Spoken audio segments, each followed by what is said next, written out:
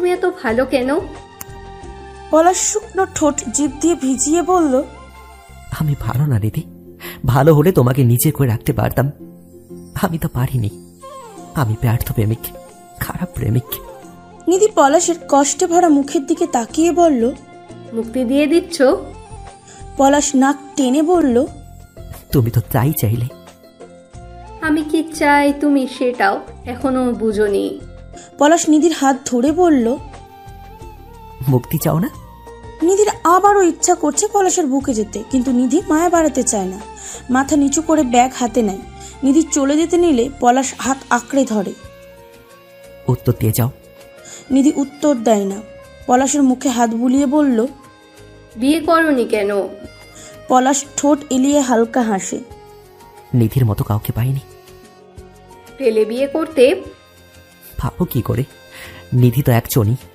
নিধির ভিতরটা সুখ সুখ ব্যথায় কেঁদে ওঠে। মাথা নিচু করে বলল, সারা জীবন কি একাই কাটাবে?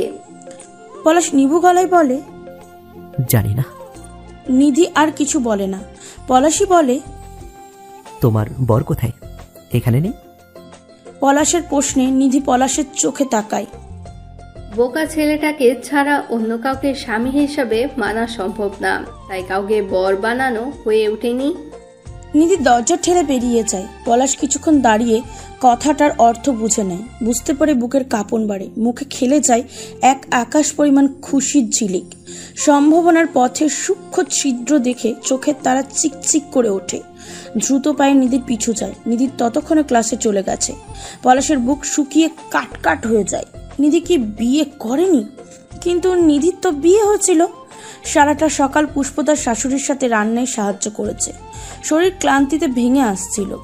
বারবার বিছানায় যেতে ইচ্ছা করলেও লজ্জায় শিমুলের সামনে যায়নি। শিমুল অনেকবার এসে ঘুরে গেছে। কয়েকবার পুষ্পর চোখে চোখ পড়তে রুমে যাওয়ার জন্য ইশারা করছে, পুষ্প যায়নি। শিমুল বারবার এসেছে, পুষ্প ভুল করে শিমুলের দিকে তাকায়নি। দুপুরের সবাই খাওয়ার পরেও পুষ্প রান্নাঘরে টুকটাক এটা সেটা রান্নাঘরেই থাকে। রাবিয়া সকাল থেকে ব্যাপারটা খেয়াল করছে। পুষ্প সেই সকালে রান্নাঘরে এসেছে, এখনো ঘরে যাচ্ছে না। শিমুল যে বারবার এটা সেটার বাহানার পুষ্পর কাছেই আসছে, এটা রাবিয়া চোখে পড়েছে। রাবিয়ার একটা অভ্যাস হলো দুপুরে একটু না ঘুমালে শরীর খারাপ লাগে। উনি রুমে যাওয়ার আগে পুষ্পকে বললেন, পুষ্প রুমে যাও, শিমুলের কিছু লাগে কিনা দেখো।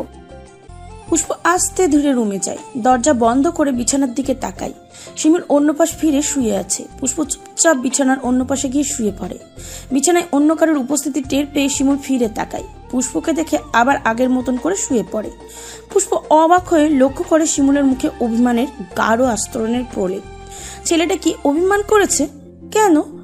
পুষ্প আর কাছে আসেনি বলে? পুষ্প কিছুক্ষণ শিমুলের পিঠের দিকে তাকিয়ে থাকে, কিন্তু শিমুলের নড়চড় নেই। পুষ্প হাত দিয়ে শিমুলের পিঠে চিমটি দেয়, খোঁচা দেয়। শিমুল শক্ত হয়ে পড়ে থাকে। পুষ্প পিছন থেকে জড়িয়ে ধরে। আমার পাগলাটা কি রাগ করেছে? শিমুল কথা বলে না। পুষ্পই আবার বলে, সরি, এই যে চলে এসছি। শিমুল এমন ভাবে শুয়ে আছে যে পুষ্পর পক্ষে নড়ানো সম্ভব না। কোনোভাবে পুষ্প শিমুলকে তার দিকে ফেরাতে পারে না। অগত্যা শিমুলের সামনে গিয়ে শুয়ে পড়ে। শিমুলের শক্ত করে রাখা হাত সরিয়ে শিমুলের বুকে যায়। এতেও কোনো হেলদোল নেই। পুষ্প শিমুলের মুখের দিকে তাকায়। ছেলেরা অভিমান করলে যে এত সুন্দর লাগে তা আগে কখনো দেখেনি। দেখবে কি করে? কোনো ছেলে তো তার সাথে অভিমান করেনি। পুষ্প হাত বাড়িয়ে শিমুলের গাল ঠোঁট ছুঁয়ে দেয়। কথা বলবে না? শিমুলকে রাগাতে বলল, শিমুল ভাই, ও শিমুল ভাই। পুষ্প আশা নিয়ে শিমুলের দিকে তাকিয়ে থাকে। নিশ্চুপতা দেখে পুষ্প ইঁদুরের মতন চিকন দাঁত দিয়ে শিমুলের ফর্সা গালে কামড় দেয়। শিমুল এবার নড়ে চড়ে আক্রমণকারীর দিকে তাকায়, কিন্তু কথা বলে না। পুষ্পর এবার রাগ হয়। রুমে আসেনি বলে এত অভিমান? কেন আসেনি একটু বোঝা দরকার ছিল না? পুষ্পর যে লজ্জা লেগেছে সেটা বুঝলো না। কেমন তকতক করে অভিমানের বহন নিয়ে ঘুরছে। অকারণেই পুষ্পর চোখের পানি এসে জমে। শিমুলের বাহু থেকে উঠে নিতে চাইলে শিমুল আটকায়। টেনে আবার আগের জায়গায় শুয়ে বলল, কই যাও? পুষ্প মুখ নামিয়ে বলল, যেখানে ইচ্ছা। আমি রাগ করেছি, আমার রাগ ভাঙাও। পুষ্প আবার উঠতে চায় শিমুলের বলিষ্ঠ হাত থেকে। নিজের হাত জোড়াজোড়ি করে ছাড়াতে ছাড়াতে বলে, পারবো না। আমার অভিমান ভাঙাতে এসে নিজেই অভিমান করে ফেলেছো। পুষ্প কথা বলে না। শিমুল পুষ্পকে পিছন থেকে জড়িয়ে ঘাড়ে সুড়সুড়ি দেয়। রাগ ভুলে পুষ্প খিলখিল করে হেসে ওঠে। শিমুল আদর আদর গলায় বলল, কত কষ্ট করে বউকে কাছে নিয়ে আসলাম, আর বউ কিনা আমাকে একা রেখে পালিয়ে বেড়ায়। এটা কি ঠিক কাজ? ঠিক কাজ। ঠিক কাজ না সুন্দরী। এই বুকের জ্বলন যদি দেখতে, তাহলে পালাতে না, বুকেই লুকাতে। শিমুল হাতের তালুতে মাথা রেখে বলল, সারাদিন আসলে না কেন? পুষ্প শিমুলের দিকে তাকিয়ে হাসে, শিমুলের কোকড়া চুল গুছিয়ে দেয়। সারাদিন কাজ করছিলাম। কাজ নাকি আমার থেকে লুকিয়ে থাকার ধান্দা? তুমি বেশি বোঝো। তা বুঝি, তা বেশি না বুঝলে এই সুন্দরীকে আটকাবো কি করে? পুষ্প শিমুলের বুকে মাথা লোকায়। শিমুল ফিসফিস করে বলল, এত জ্বালাও কেন? পুষ্প কথা বলে না। শিমুল চাতক পাখির মতন পুষ্পকে দেখে। খোঁচা খোঁচা দাড়ি দিয়ে পুষ্পকে ছুঁয়ে দেয়, নরম গালে বৃদ্ধাঙ্গুলি দিয়ে ঘষে দেয়। শিমুল যখন পুষ্প নরম ঠোঁটে স্বর্গীয় সুখের অতলে ডুবে যাচ্ছে, তখনই দরজা ধাক্কিয়ে কেউ ডাকে। পুষ্প ছটফট করে উঠে নিতে চাইলে শিমুল উঠতে দেয় না, শক্ত করে আঁকড়ে ধরে বলল, এখন না, পরে প্লিজ। পুষ্প এবারের সবাইকে জমের মতন ভয় পায়। দরজা খুলতে দেরি হলে যদি আবার কিছু বলে। শিমুলের দিকে তাকিয়ে বলল, না গেলে খারাপ বলবে, শুনে আসি। শিমুল বাচ্চাদের মতন জেদ করে বলল, না। পুষ্প জোর করে উঠে দরজা খুলতে যায়। দরজা খুলে দেখে পেশাকার আর সুইটি দাঁড়িয়ে। পুষ্পকে দেখে পেশাকার বলল, আমার মাথায় তেল দিয়ে উকুন খুলে দিবা, আসো। পুষ্প পিছন ফিরে দেখে শিমুল অসহায় চোখে তাকিয়ে আছে।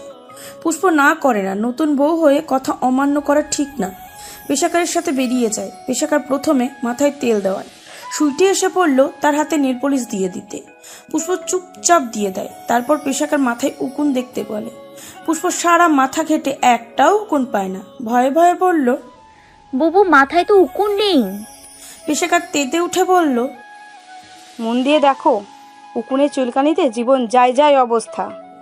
পুষ্প আসরের আজান পর্যন্ত পেশাকারের মাথায় উকুন খোঁজে, কিন্তু একটাও উকুন পায় না। তখনই শিমুল রুম থেকে বেরিয়ে আসে। কালো ট্রাউজার, কালো গেঞ্জি পরে থমথমে মুখে ধূপ ধাপ পা ফেলে পুষ্পর সামনে দিয়ে বেরিয়ে যায়। শিমুলের এমন চেহারা দেখে পুষ্পর মন খারাপ হয়। বেচারি সারাদিন পুষ্পের সান্নিধ্য পাওয়ার জন্য ছটপট করছে। এখন যাও একটা পেয়েছিল, বুবুর জন্য তাও হলো না। শিমুল বাইক স্টার্ট দেওয়ার সাথে সাথে পেশাকার আর সুইটি উঠে দাঁড়ায়। পেশাকার মাথায় চুল হাত দিয়ে ছেড়ে বলল, অনেক উকুন খুলেছ, যাও রুমে যাও। তারপর দুজনে মুচকি হাসতে হাসতে চলে যায়। পুষ্প রুমে এসে দরজা আটকে বিছানায় পা তুলে বসে। পেশাকার আর সুইটি যে তাকে শিমুল থেকে দূরে রাখতে এতক্ষণ আটকে রেখেছিল, এটা বেশ বুঝতে পারছে। শিমুলের অসহায় চাহনির কথা মনে হয়ে পুষ্প টুকরে কেঁদে উঠে। পলাশ নিধির ভাড়া বাসায় এসেছে। 2 রুম নিয়ে নিধি কলেজ পাড়ায় ভাড়া থাকে। আজকে একটা ক্লাস করে বাসায় চলে এসেছে। পলাশ প্রিন্সিপাল স্যারকে নিধির কথা জিজ্ঞাসা করাতে উনি জানালেন নিধি অসুস্থতা বোধ করাতে বাসায় চলে গেছে। নিধি তখনের বলা কথাটা পলাশের গলায় কাটার মতন আটকে আছে। সাহস করে প্রিন্সিপাল স্যারকে জিজ্ঞাসা করে, নিধি কি ফ্যামিলি নিয়ে থাকে? প্রিন্সিপাল হেসে বলে, নিধি তো এখনো বিয়ে করেনি, আর বাবা মাও নেই। কলেজ পাড়ায় ভাড়া বাসায় একাই থাকে। পলাশ চমকে যায়। সত্যি নিধি বিয়ে করেনি? প্রিন্সিপালের থেকে বিদায় নিয়ে তখনই চলে আসে। তার বুকটা শুকনো মরুভূমির মতন খা খা করে। নিধিরও কি এমন হয়? পলাশ দরজা নক করে দাঁড়িয়ে থাকে। নিধির আজকে এত কান্না পাচ্ছে যে কোনোভাবেও নিজেকে আটকাতে পারছে না। বাচ্চাদের মতন শব্দও করে কাঁদছে। ছেলেটা তাকে এত ভালোবাসে, কিন্তু দুজনের মাঝে কত বাধা। নিধির ইচ্ছা করে পলাশের বুকে একটা রাত শান্তি মতন ঘুমাতে। কতদিন হয়ে যাচ্ছে নিধি ঘুমায় না। দরজা নক করার শব্দ শুনে নিধি মাথা তুলে তাকায়। কান্নার কারণে নিধির মুখের অবস্থা খারাপ। বেসিংয়ের সামনে দাঁড়িয়ে হাত ভরে মুখে পানি দেয়। তার কাছে কেউ আসার কথা না, ভাবলো বাড়িওয়ালা এসেছে। নিধি ওড়না গায়ে দিয়ে দরজা খোলে। দরজা খোলার সাথে সাথেই পলাশ ভিতরে ঢুকে দরজা লাগিয়ে দেয়। পলাশ চোখ ভরে সাদা 3 পিস পরা উজ্জ্বল শ্যামলা গরনের মেয়েটাকে দেখে। মুখের দিকে তাকিয়ে পলাশের কপাল কুঁচকে যায়। বুঝতে পেরে এই ডাগর চোখ থেকে পানি ঝরছে। কান্না কেন করেছো? হঠাৎ পলাশের আগমন নিধির হজম হয় না। পলাশের হাত ধরে টেনে দরজার কাছে নিয়ে বলে, চোখ আছে তাই কাঁদছি, তুমি এসেছো কেন? পলাশ গম্ভীর গলায় বলল, পা আছে তাই এসেছি। ভালো করেছো, এখন চলে যাও। নিধি পলাশকে বের করতে চাইলে পলাশ নিধিকে দরজায় চেপে ধরে। বিয়ে কেন করনি? ইচ্ছে করেনি তাই। নিধি ছাড়ানোর জন্য জোরাজোরি করে। পলাশ নিধির কপালে নিজের কপালটাকে ফিসফিস করে বলল, সত্যি করে বলবে, আমার জন্য কি বুকটা একটুও পড়ে না? নিধি কিছু বলে না। কাজল কালো ডাগর ডাগর চোখ মিলে পলাশের দিকে তাকিয়ে থাকে। পলাশ আবার বলে, আমি কত রাত ঘুমাই না নিধি, কত রাত বুকে শান্তির বাতাস বয় না। আমাকে একটু শান্তি দাও না নিধি। নিধির চোখ বেয়ে আবার পানি পড়া শুরু হয়। পলাশের বুকে হাত রেখে পলাশকে দূরে সরাতে চায়। চলে যাও প্লিজ। পলাশ দূরে সরে না, নিধির চোখে চোখ রেখে তাকিয়ে থাকে। দুজনে অনেকক্ষণ দুনিয়া ভুলে দুজনকে দেখে। বন্য বাতাসের রেশ গায়ে লাগে। হঠাৎ করে দুজন দুজনের ভেজা ঠোঁট আঁকড়ে ধরে। স্থান কাল সময় সব ভুলে নিধি দুহাত দিয়ে পলাশকে নিজের দিকে টেনে নেয়। পলাশ নিধির ভালোবাসার মাথা পেতে নেয়। অধরে অধর মিশিয়ে ভালোবাসার সুধা পান করে। পলাশ আলতো গলায় বলে, চলো। নিধি তখন পলাশের বুকে মুখ গুজে কাঁদছে। পলাশের কথা শুনে বলল, কোথায়? পলাশ নিধির কপালে ভালোবাসার শুদ্ধতম চুমু দিয়ে বলল, বিয়ে করব। নিধি ধাক্কা দিয়ে পলাশকে সরিয়ে দেয়। জোরে জোরে শ্বাস ফেলে মাথায় হাত দিয়ে বলল, তোমাকে তো বিয়ে করব না। পলাশ নিধির দিকে তাকিয়ে বলল, কেন? নিধি কথা বলে না, পলাশকে ঠেলে বের করতে চায়। পলাশ শক্ত হয়ে দাঁড়িয়ে নিধির মুখের দিকে তাকিয়ে থাকে। নিধি শক্ত সামর্থ্য পুরুষের শক্তির সাথে পেরে ওঠে না। তারপরেও চেষ্টা করে বলল, আমি এই পর্যন্ত অনেক কষ্ট করে এসেছি। এসেছো, কিন্তু আমাকে বিয়ে করতে কি সমস্যা? নিধি পলাশের চোখের দিকে তাকায়।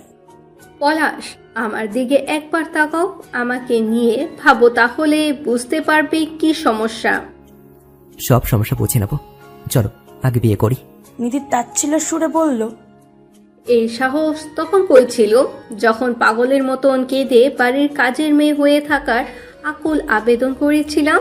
তোমার আব্বার পা ধরে তোমাকে চেয়েছিলাম। তুমি তো নিশ্চুপ ছিলে। যখন আমাকে নিয়ে নাটক বানিয়ে তোমাকে শোনানো হলো, তখনও তো তুমি আমাকে একবারের জন্য খোঁজ নিতে যাওনি। পলাশ অসহায় চোখে নিধিকে দেখে। আব্বা বলেছিল তোমার বিয়ে হয়ে গেছে। সব মিথ্যে ছিল। পলাশ তার আব্বাকে সব সময় ঘৃণা করে এসেছে। আজকে এই ধ্রুব সত্য জানার পর থেকেও আরো বেশি ঘৃণা করতে ইচ্ছা হচ্ছে। তারপরেও নিধিকে বলল, চলো বিয়ে করে ফেলি, বাকিটা আমি সামলে নেব। তুমি যে এখানে এসেছো তোমার আব্বা জানে? আব্বাকে বলে সব করতে হবে। হবে, আর না হলেও তুমি যাওয়ার পরে ঠিক তোমার আব্বার হুমকি ধামকি আমার কাছে চলে আসবে। এমন কিচ্ছু হবে না। নিধি পলাশকে দরজার সামনে দাঁড় করিয়ে বলল, একজন সুদর্শন পুরুষের চেয়ে একজন আত্মনির্ভরশীল সুপুরুষ একটা মেয়ের বেশি কাম্য, যেটা তুমি না। পলাশ অবাক চোখে নিধির দিকে তাকিয়ে থাকে। নিধি আবার বলে, ভালোবাসতে সাহস লাগে, যেটা তোমার নেই। তুমি প্রিয় মানুষকে আগলে রাখতে জানো না। আগলে রাখতে জানি না? নিধি পলাশের চোখে তাকিয়ে বলল, না। ভালোবাসো না? সত্যি করে বলবে? না। পলাশের চোখ মুহূর্তেই ছলছল করে ওঠে। পুরুষালী পুরু ঠোঁট কেঁপে ওঠে কিঞ্চিত। গভীর চোখ মিলে তাকিয়ে থাকে নিধি ফোলা চোখের দিকে। ঠোঁট নেড়ে বলল, তাহলে আমাকে জড়িয়ে কেন ধরলে? এমনি। আমার আদর পাগলের মতো কেন নিলে তুমি? পলাশের ছলছল চোখের দিকে তাকিয়ে নিধির বুক কেঁপে ওঠে। এমনি নিয়েছি, ভুল হয়ে গেছে। পলাশ বুকে হাত রেখে বলল, এইসব বলো না দিদি, বুকে খুব ব্যথা হয়, মরে যাওয়ার ইচ্ছে জেগে ওঠে। নিধি তেতে উঠে বলল, যখন তোমার আব্বা আমাকে আর আমার পরিবারকে এই গ্রাম থেকে বের করে দিয়েছিল, তখন আমার বুকে ব্যথা হয়েছিল। তোমার আব্বার উপর কিছু করতে পারবে?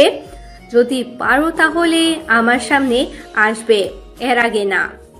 নিধি দরজা বন্ধ করে দেয়। পলাশ চুপ করে কিছুক্ষণ বন্ধ দরজার দিকে তাকিয়ে থাকে। তারপর দ্রুত পায়ে বাড়ির উদ্দেশ্যে যায়। আজকে তার আব্বার সাথে বোঝাপড়া হবে। তার জীবন থেকে কতগুলো বছর চলে গেছে, এর দায় কার? সব প্রশ্নের উত্তর আজকে দিতেই হবে। নিধি জানলার গ্রিল ধরে নিঃশব্দে কাঁদে। তার মনটা আর্তনাদ করে বলে, আমার পলাশ ঠিক জয়ী হবে। পলাশের পেছনেই মন্টু ছিল। এতক্ষণ পলাশকে লুকিয়ে লক্ষ্য করছিল। পলাশ চলে যাওয়ার পর চেয়ারম্যানকে ফোন দিয়ে নিধির কথা জানায়। শিমুল রাত 9টায় বাড়িতে আসে। এতক্ষণ তিয়াসের সাথে ক্লাবে বসেছিল। বাড়িতে এসে শিমুল ঠান্ডা চোখে পুষ্পর দিকে পূর্ণ দৃষ্টি দেয়। রুমে এসে বাইরের কাপড় বদলে ফ্রেশ হয়ে নেয়। কিছুক্ষণ পর গিয়ে খাবার খায়। খাওয়ার সময় পুষ্পকে আশেপাশে আশা করেছিল, কিন্তু পুষ্পর ধারা কাছেও নেই। শিমুলের মেজাজ আবারও গরম হয়। কোনো দিকে না তাকে রুমে যায়। ফ্যান ফুল স্পিডে ছেড়ে দুহাত মেলে বিছানায় শুয়ে পড়ে। চোখের তারা ফ্যানের পাখায় নিবদ্ধ। পুষ্পকে ভীষণ মনে পড়ছে, অথচ গাধি মেয়ে রান্নাঘরেই দাঁড়িয়ে আছে। স্বামী যে রুমে একা একা পাখা ঘোরানিটা দেখে নিজেই ঘুরে যাবার পায়তারা করছে, তার কথা ভুলেই গেছে বোধহয়। শিমুলের চোখে তাকানো অপ্রকাশিত কথা সবটাই সূক্ষ্ম চোখে পুষ্প লক্ষ্য করছে। শিমুল আসার সাথে সাথে রুমে যেতে চেয়েছিল, কিন্তু পেশাকার বাধা দেয়। বলে রাতে খাবার সময় হয়েছে, খাবার রেডি করতে। পুষ্প মাথা নেড়ে টেবিলে খাবার রেডি করে। খাবার খাওয়ার সময় যখন পুষ্প শিমুলের কাছে আসতে চায়, তখন তিনি বলেন, তোমার শ্বশুর আছে, বেলাজের মতো কেন যাইতেছ? পুষ্প সারাক্ষণ ভয়ে ভয়ে থাকে। এই বুঝি কেউ কিছু বলে ফেললো, এই বুঝি কেউ বকা দিল। সবচেয়ে ভয় পায় পেশাকারকে। উনি সুযোগ পেলে পুষ্পকে চোখা কথা বলেন। সবাই খাবার খাওয়ার পর যখন রুমে আসবে, তখন শওকত হাওলাদার পুষ্পকে ডাকে। এই প্রথম শওকত হাওলাদারের সাথে পুষ্পের সরাসরি কথা। মাথা নিচু করে শ্বশুরের কাছে আসে। শওকত হাওলাদার পুষ্পকে তীক্ষ্ণ চোখে লক্ষ্য করে। এই মেয়েটার জন্যই তার সব পরিকল্পনা উল্টোপাল্টা হয়ে গেছে। ইচ্ছা করছে লথ্থে দিয়ে বাড়ি থেকে বের করে দিতে। গম্ভীর গলায় বলল, আদা চা করতে পারো? পুষ্প মাথা নেড়ে বলল, জি। জলদি চা করে নিয়ে আসো। আর হ্যাঁ, আমি প্রতিদিন রাতে আদা চা খাই, মনে রাখবে। পুষ্প মাথা নেড়ে বলল, জি। পুষ্প দ্রুত পায়ে রান্নাঘরে যায়। চা করে শওকত হাওলাদারের কাছে গিয়ে চা বাড়িয়ে দেয়। উনি চা না নিয়ে হাত পিছিয়ে নিলেই পুষ্পর হাত থেকে কাপ পিরিচ পড়ে ভেঙে যায়। শওকত হাওলাদার তেতে উঠে বলল, মেয়ে, পরিবার থেকে কোনো শিক্ষা দেয়নি নাকি? পুষ্প থমথমে মুখে মাথা নিচু করে রাখে। পেশাকার ছুটে এসে আহা আহা করে ওঠে। কত সুন্দর কাপ পিরিচের সেট ছিল। পুষ্পর মাথায় ধাক্কা দিয়ে বলল, একটা কাজও ঠিক মতো করতে পারে না, খালি পোলাদের মাথা খাইতে পারে।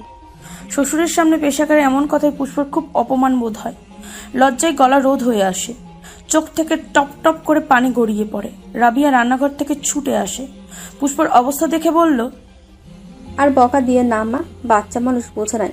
পেশাকার পুষ্পর গালে আঙুল দিয়ে খোঁচা দিয়ে বলল, কিসের বাচ্চা?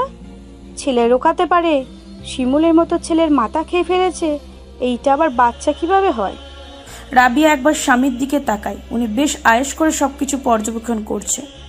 হয়েছে তো আম্মা, একটা কাপই তো, আমি আবার কিনে নেব।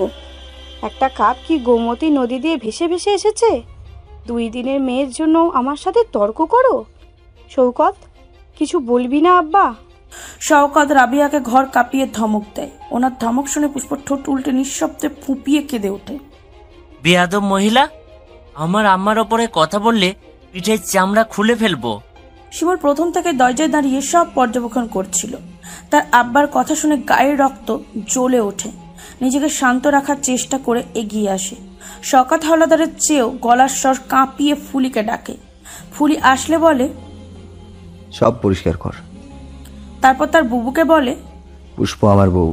আমার বউ আমার মাথা খাবে নাকি আমার বুক খাবে, এটা আমি বুঝবো। তুমি একদম নাক গলাবে না। শিমুলের কথা শুনে পেশাকার কিছু বলে না। শিমুল তেরা চোখে পেশাকারের দিকে তাকিয়ে থাকে। পেশাকার আর শওকত হাওলাদার চলে যায়। পুষ্প শিমুলের গলার স্বর শুনে আরো গলে যায়। ঠোঁট উল্টে শিমুলকে দেখে। রাবিয়া শিমুলকে ইশারা করে পুষ্পকে রুমে নিয়ে যেতে। শিমুল রুমে গেলে পুষ্প সাথে সাথে রুমে যায়। শিমুল রুমে গিয়ে চুপচাপ দাঁড়িয়ে থাকে। শিমুল বুঝতে পারে তার আব্বা আর বুবু পুষ্পকে অপমান করতেই এসব করেছে। নিজের পরিবারের মানুষের এমন মন মানসিকতার পরিচয় পেয়ে শিমুল লজ্জিত। পুষ্প বিছানায় বসে। শিমুল ফ্লোরে বসে পুষ্পকে জড়িয়ে ধরে। সরি। শিমুলের দিকে তাকিয়ে পুষ্প হাসার চেষ্টা করে। কেন? আমি তোমাকে খুব কষ্টের জায়গায় নিয়ে এসেছি। পুষ্প চুপ করে শিমুলকে দেখে। তাতে কি, এখানে তো আমার শিমুল আছে, এসব কষ্ট কিছুই না। শিমুল পুষ্পর হাঁটুতে মাথা রেখে বলল, আস্তে আস্তে সব ঠিক হয়ে যাবে। পুষ্প মাথা নেড়ে বলল, আরে ফ্যামিলিতে এসব হয়ই, আমি মানিয়ে নিব, সমস্যা নেই। শিমুল পুষ্পর মন খারাপের বেলায় ডুবু ডুবু ভাব দেখে বলল, মন কি বেশি খারাপ? না। আচ্ছা, মুখ ধুয়ে আসো। পুষ্প শিমুলের কথা মতন মুখ ধুয়ে আসে। শিমুল পুষ্পর হাত ধরে ছাদে নিয়ে যায়। ছাদে গিয়ে দরজা আটকে পুষ্পকে কোলে নিয়ে নেয়। শিমুল হঠাৎ করে এমন কাজ করায় পুষ্প তার গলা আঁকড়ে ধরে। শিমুল পুষ্পকে নিয়ে হাঁটে। পুষ্প, এটা আমার প্রিয় জায়গা। তাই? হ্যাঁ। প্রিয় কেন? কিছু কিছু জিনিস এমনি প্রিয় হয়ে যায়, এদের প্রিয় হতে কোনো কারণ লাগে না। তাই? হ্যাঁ। পুষ্প আকাশের দিকে তাকিয়ে বলল, আজকে কি পূর্ণিমা? শিমুলও চাঁদের দিকে তাকায়। গোলগাল চাঁদটা দেখে বলল, মনে হয়। পুষ্প মুগ্ধ চোখে দেখে। শিমুল মুগ্ধ চোখে তার নিজস্ব চাঁদ দেখে। কিছুক্ষণ এটা সেটা বলে পুষ্পর মন ভালো করার চেষ্টা করে। পুষ্প খিলখিল করে হেসে ওঠে। শিমুল হাসে। দেয়ালে হেলান দিয়ে বসে পুষ্পকে ইশারা করে কোলে বসার জন্য। পুষ্প টুপ করে শিমুলের কোলে বসে বুকে মুখ লোকায়। দুজনে এত কাছে থেকেও সারাদিন একটু কাছে আসতে পারেনি। পুষ্প শিমুলের বুকের ঘ্রাণ নেয়। এই বুকের শান্তির জন্য হলো এইটুকু কষ্ট সয়ে নেওয়া যায়। শিমুল পুষ্পর কপালে চুমু দিয়ে বলে, আমার অন্ধকার রাজ্যে পূর্ণিমার ছাদ হয়ে আসার জন্য তোকে ধন্যবাদ। আমি তোর কাছে এত এত এত কৃতজ্ঞ যে সারা জীবন নিজেকে উজাড় করে ভালোবাসলেও মন ভরবে না। পুষ্প আদরে বিরাট ছাড়ার মতন শিমুলের বুকে মিশে যায়। শিমুল মুচকি হাসে। মেয়েটার বুকে আসলে কি যে শান্তি লাগে। মনে হয় দুনিয়ার সব সুখ তার কাছে। পুষ্প চোখ তুলে তাকালে শিমুলের গভীর চোখের নেশা মাখানো তিত্তিরানো অনুভূতির পাগলা প্রলাপ স্পষ্ট দেখে। মুচকি এসে শিমুলের গালে হাত বোলায়। শিমুল চোখ বন্ধ করে নেয়। মেয়েটা তার জীবনের ভালোবাসা হয়ে এসেছে। বুকের গভীরে জায়গায় জায়গায় রঙের ছড়াছড়ি করে নেশা ধরিয়ে দিয়েছে। এখন থেকে তার প্রতিটা রাজ্যে উৎসবের আমেজে হৈ হৈ করে কাটবে, এটা বেশ বুঝতে পারছে। মাথা চুকিয়ে পুষ্পর কাছে গেলে পুষ্প বাধা দেয়। দুষ্টু গলায় ফিসফিস করে বলল, ছি, চাঁদ দেখছে। শিমুল পুষ্পর গালের উষ্ণ ছোঁয়া দিয়ে বলল, দেখো। শিমুলের চোখে নেশা গভীর হয়, সাথে ভালোবাসার পরিমাণও। পুষ্প ছটপট করে বলে, এটা ছাদ। শিমুল হাসে। পূর্ণিমার চাঁদকে সাক্ষী রেখে আরেক চাঁদের গায়ে ভালোবাসার কলঙ্ক লেপটে দিতে উদ্যত হয়। হাসি হাসি গলায় বলে, হোক। শিমুল বন্য হয় পুষ্পকে ভাসাতে চায়। পুষ্প আধো চোখ মেলে তার পাগলাকে দেখে। আসলে শিমুল পাগলা, তার পাগলা প্রেমিক। তাকে শূন্য তুলে যে সর্বসুখে কাঁদাতে পারে এমন পাগল প্রেমিক। সবাই খেয়ে দিয়ে যখন রুমে চলে যায় তখন পলাশ বাড়ি আসে। সন্ধ্যায় তার আব্বা বাড়িতে ছিল না বিধায় কথা বলতে পারেনি। ফোন দিয়েছিল কিন্তু ফোন রিসিভ করেনি। উপায় না পেয়ে ক্লাবে, চেয়ারম্যান অফিসে সব জায়গায় খুঁজেছে, কোথাও না পেয়ে আবার বাড়িতে আসে। শওকত হাওলাদার তখন বিছানায় বসে টিভিতে খবর দেখছে। পলাশ হন্তদন্ত হয়ে সামনে গিয়ে দাঁড়ায়। ছেলের এমন কাণ্ডে রাবিয়া খুব অবাক হয়। শওকত হাওলাদার ভাবলেশীনভাবে তাকিয়ে থাকেন, যেন উনি জানতেন পলাশ আসবে। পলাশ কাছে এসে বলল, আব্বা, আপনি মিথ্যে কেন বলেছিলেন? শওকত হাওলাদার অবাক হওয়ার ভান করে বলল, কিসের মিথ্যা, কিসের কথা বলছো? পলাশ নিজের রাগ সংযত করে বলল, নিধির কথা। শওকত হাওলাদারের চোখের রাগের আভাস ফুটে ওঠে। তোমার কি মনে হয় আমি মিথ্যে বলছি? নিধির বিয়ে হয়নি আর আপনি আমাকে বলেছিলেন নিধির বিয়ে হয়ে গেছে। শওকত হাওলাদার পলাশের চোখের দিকে তাকায়। সহজ গলায় বলে, তাতে কি হয়েছে? পলাশের শরীরে রক্ত টক বকিয়ে ওঠে। কি হয়েছে তাই না? নিধিকে আমি ভালোবাসতাম। ওটা আবেগ ছিল। আবেগ? আমার অবস্থা আপনার চোখে পড়ে না? অবশ্য আপনার মতো বাপের চোখে পড়ার কোনো কথাও না। অতিভদ্র ছেলের মুখে এমন কথা শুনে শওকত হাওলাদার হতবম্ব। ওটা আবেগ ছিল। মুখ সামলেই কথা বলেছি, সম্মানও দিয়েছি, কিন্তু আপনি সেসবে সুযোগ নিয়ে নিজের পরিচয় প্রকাশ করেছেন। আমার সম্মান দেওয়ার কোনো দাম দেননি। আমার জীবনটাকে নষ্ট করে দিয়েছেন। আপনি যে আমার আব্বা, এটা ভাবতে আমার ঘৃণা লাগে। শওকত হাওলাদার বসা থেকে দাঁড়িয়ে যায়। চোখের বর্ণ রক্তিম হয়ে কোটর থেকে বেরিয়ে আসতে চায়। পলাশ। পলাশ বলে ডাকবেন না। আজকে থেকে আপনার পলাশ বলে কোনো ছেলে নেই। শওকত হাওলাদার ক্ষুদ্র চোখে রাবিয়ার দিকে তাকিয়ে দাঁতে দাঁত চেপে বলল, রাবিয়া, তোমার ছেলেকে সামলাও। রাবিয়া পলাশের এমন রূপ এই প্রথম দেখল। পলাশ জন্মের পর থেকেই নদীর মতন শান্ত। রেগে গেল চুপচাপ হজম করার ক্ষমতা প্রচুর, কিন্তু আজকে হঠাৎ রেগে যাওয়ার কারণটা বুঝে উঠতে পারছে না। অনেক বছর আগে নিধি নিয়ে এখন আবার কিসের আলোচনা সেটা ধরতে পারছে না। তারপরেও পলাশের দিকে এগিয়ে যায়। হাতের বাহু ধরে টেনে বলে, কি হয়েছে আব্বা? মাকে বলবি চল, আয় বাইরে আয়। পলাশ মায়ের বাঁধন থেকে হাত ছাড়িয়ে বলে, কিচ্ছু হয়নি আম্মা, শুধু আমার জীবন থেকে সুখ নামক শব্দটা চলে গেছে। শওকত হাওলাদার নাক কুঁচকে বলেন, এই ছোট লোকের বাচ্চার জন্য তো সুখ চলে গেছে। আপনার চোখে সবাই ছোট লোক, বড়লোক শুধু আপনি। শিমুল বিয়ে করার সময় এগুলো বলেছেন, এগুলা বলে পরিচয় দিয়েছেন আপনি কত বড় নিচু মনের মানুষ। আমার মুখে মুখে তর্ক করিস, থাপ্পড় দিয়ে দাঁত ফেলে দেব। পলাশ 2 কদম এগিয়ে যায়, নিজের গাল দেখিয়ে বলে, নিন থাপ্পড় দিন, তারপরে আমি আমার পথই থাকবো। পলাশের কথা শুনে শওকত হাওলাদার নিজেই একটু অবাক। ছেলেটা এমন রাগী বোঝাই যায় না। আচ্ছা কি চাস সেটা বল। আপনাকে বলার প্রয়োজন মনে করছি না। আচ্ছা যা ভালো হয় কর, আমি আর কিছু বলবো না। পলাশ তার আব্বার এইরূপ উত্তর শুনে অবাক হয়। উনি তো এই কথা বলার মানুষ না। পলাশের হঠাৎ করেই মনে হলো তার আব্বা নিধির কথা জেনে যায়নি তো। অবশ্য এলাকার চেয়ারম্যান হয়ে এসব জানা কোনো বড় ব্যাপার না। পলাশ তার আম্মার দিকে ফিরে বলল, আম্মা বউ নিয়ে আসবো। রাবিয়া কিছু বলার আগেই শওকত হাওলাদার হিসিয়ে বলে, ওই মেয়েকে এই বাড়ির সীমানায় আনলে তোর আম্মাকে তালাক দিয়ে বের করে দেব, মনে রাখিস। রাবিয়া পাথর হয়ে তার স্বামীকে দেখে। এত বছরের সম্পর্ক কি এতই ঠুনকো যে কথায় কথায় তালাকের নাম চলে আসে? ওনার চোখ ছলছল করে ওঠে। পলাশ বলে, তাহলে আর এই বাড়ি আসবো না, বিয়ে করে বউ নিয়ে থাকবো। দেখে আপনি কি করেন। বিয়ে করবি? করবই। নিধির দেহটা আস্ত পেলেই তো বিয়ে হবে, যদি আস্ত না পাস তাহলে? পলাশের বুকটা কেঁপে ওঠে। মানে? শওকত হাওলাদার ঠোঁট বাঁকিয়ে হাসে। মানে কিছু না। রাবেয়া, রাত হয়েছে, দরজা বন্ধ করো। আব্বার নিধির কিছু হলে আমি কিন্তু আপনাকে জ্যান্ত খবর দেব। বলে যাবেন না আমি আপনারই সন্তান। আপনার মতো নিষ্ঠুর হতে পারি? যা যা। পলাশের বুদ্ধিমান মস্তিষ্ক তার আব্বার কথার ধরন বুঝতে বেশি সময় নেয় না। হন্তদন্ত পায়ে বেরিয়ে যায়। কাপা কাপা হাতে বাইক স্টার্ট করে আল্লাহর কাছে দোয়া করে, আল্লাহ আমার নিধির যেন কিচ্ছু না হয়।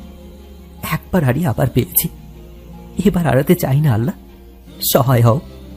পলাশ যখন নিধির বাসায় যায় তখন দেখে নিধির দরজা চাপানো। ধাক্কা দিয়ে খোলে নিধি নিধি বলে কয়েকবার ডাকে। কোনো সারা শব্দ না পেয়ে নিধির শোয়ার রুমের দিকে এগিয়ে যায়। ওখানে গিয়ে পলাশের কলিজা মুচড়ে ওঠে। নিধি, তার নিধির উপর আস্ত এক মানব পুরুষালী ছোঁয়া নারীদেরও ছিন্ন ভিন্ন করতে ব্যস্ত। নিধি পাগলের মতন ছটপট করছে, মুখ বাঁধা, বিদায় ও আ ছাড়া আর কোনো কথা বের হচ্ছে না। পলাশ টুকরে কেঁদে ওঠে। আল্লাহ, এটাও দেখার বাকি ছিল, এর যে মরণ ভালো ছিল না।